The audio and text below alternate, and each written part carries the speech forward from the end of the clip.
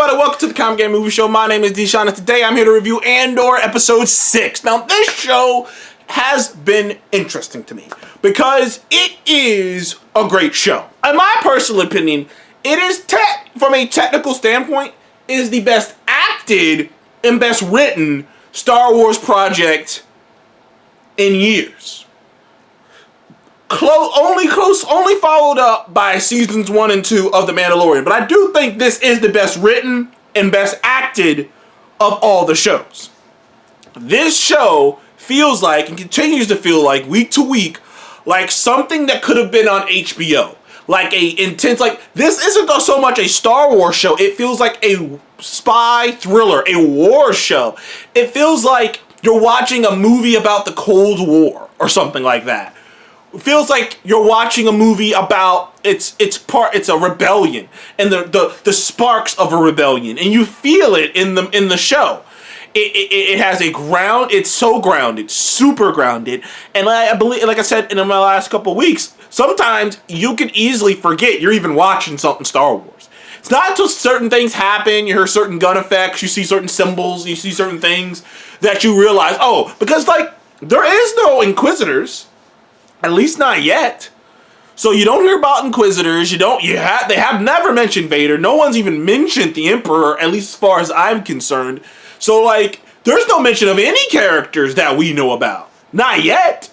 There are no mentions. Like, I mean, don't get me wrong. You got Mon Mothma, and but like, there's no real mentions of anyone because this is like the beginning stages of all that. This is like really, like, there's not even any mentions of any bounty hunters. You don't get the feeling there's going to be any cameos other than maybe Saul Guerrero, but we already know Saul Guerrero is going to be in this. So you're probably going to get that Easter egg / cameo. But, what's his face from Rogue One eventually anyways. Maybe not in this season, but definitely maybe season 2. But like I say, the show it's so authentic. And I was complaining last week about the show having a formula of build up, and then something happens, and then get back down, build up, something happens, then back down. And this episode was something happened. It was the heist episode. It was the heist episode. And it's tense. It's fun. It's well done. The action set pieces. Like I say, it doesn't feel like a Star Wars thing. It feels like a war thing. And I will tell you this. I have gotten so accustomed to badass characters in Star Wars. And it does, Mandalorian, even the Mandalorian, Boba Fett.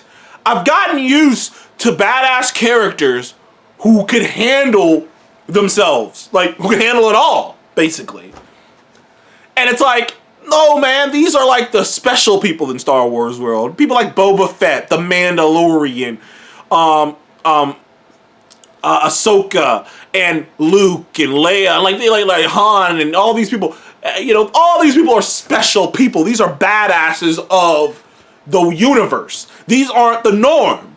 And for some reason, watching this show, it does feel like you really get a ground level of the normal people, not only the sparks of a rebellion, but the grunts of the rebellion, because none of these people are talked about. Cassian, these people who died, because spoiler alert, people die on this, people die trying to steal this money, and the sparks in Cassian start to happen, and we knew that this was going to happen.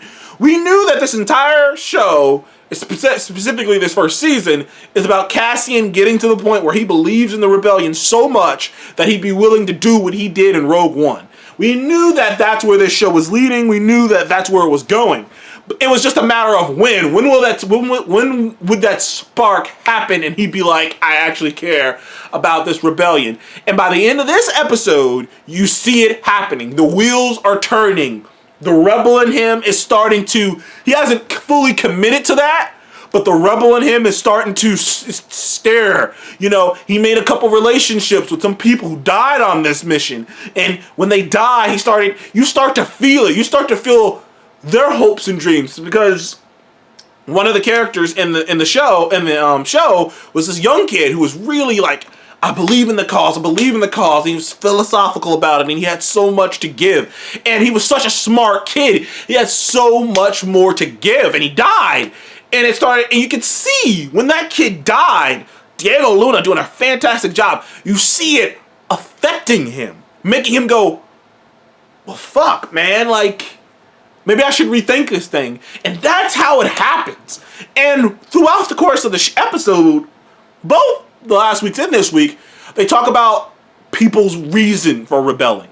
And how every one of them have a reason to rebel. Every one of them have a story about an atrocity, about something tragic that should not have happened, that happened to them to want to rebel.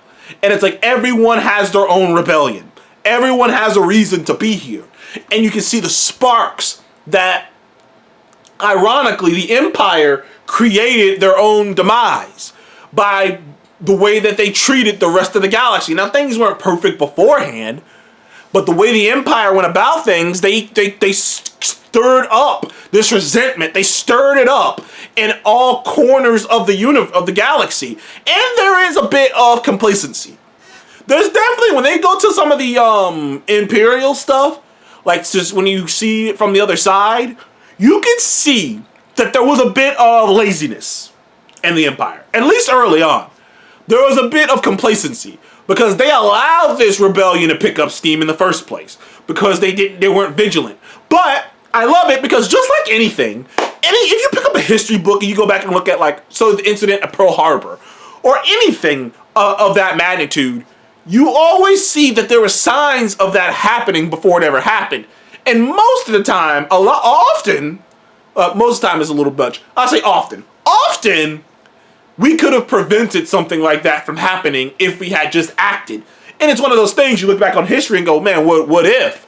And that's kind of the vibe I get here, is when every time they cut to one of the people in the Empire, it's particularly this one woman who was adamant that something's going on, that there's something's going on with these this is becoming an actual rebellion, and no one wants to listen to her. But you feel it, right? That's how it happens. Is you hear whispers, there's oh man, but you don't know for sure. You know, and then all it takes is a couple arrogant people in high stations to not take these whispers seriously, and like that, a fire arose. A fire rises, and next thing you know, a rebellion is happening. Great CGI this episode, fun action, heart-pounding, thrilling. Another episode, another great week. But really, I'm not even want to talk about this episode in particular. I want to talk about the fact that this show isn't really getting that much attention. And I said something about it in the last couple weeks, but I've noticed it even more and more. The show's not trending, dude. It comes out, and I have my Twitter account and my YouTube stuff pretty much locked on to most Disney stuff. Because I'm a subscriber to Disney Plus. I have a lot of Disney Plus stuff. I have it on so many apps. So my Twitter account's kind of locked onto it. So if that thing's trending, I'm going to see it. Andor doesn't trend, dude. It doesn't trend at all. Obi-Wan trended. Boba Fett trended. You know The Mandalorian was doing huge numbers. Even the Bad Batch trended sometimes. But I don't see anyone talking about this thing. And I had observed, too, that the trailers weren't getting a lot of viewerships either. And I'm sad for this show because it deserves more viewers. But at the same time, I don't think that it's a better... I know some people are going to disagree with me here. I don't think it's a better show than The Mandalorian. Because The Mandalorian has this sense of wonder and adventure. That's this wonder and adventure in this big epic scope to it.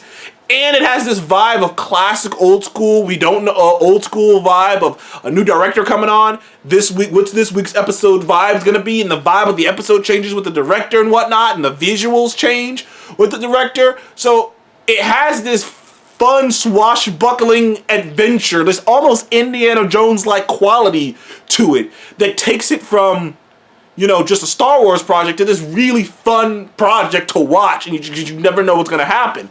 Whereas Andor is more of, Andor is like a Star Wars indie project. It's like this well-done, well-designed, fantastically acted show that's showing a different side of the Star Wars universe, a different approach, a more serious adult's approach to it. But the problem is, Andor isn't getting... I don't think it's getting all the Star Wars audience the way that I think it deserves. Because I do think Andor, I don't think it's better than The Mandalorian, but it's damn sure clear shot the second best. And it's a fantastic show. And it saddens me that I think, ironically, the thing that all these Star Wars fans have been asking for, it turns out not everyone has been asking for it. Because for as great as the show is, it is not getting talked about. It is not getting viewerships like out the wazoo. I heard a rumor that Disney is actually disappointed in the viewership for the show. Now they've already pretty much dedicated themselves to doing the second season, but I mean, I don't know if this show's gonna give Disney any more push to do more shows like this, because it's not getting viewerships, it's not getting talked about a lot, and overall, it doesn't have the same broad appeal as like The Mandalorian or something. Like, Disney wants that. That's what they want. They want The Mandalorian. But I don't know. We'll see. Either way, I give this episode a 9 out of 10. Had a great time with it. It was the climax of these 3 episode builds. Now, next week's probably going to be down.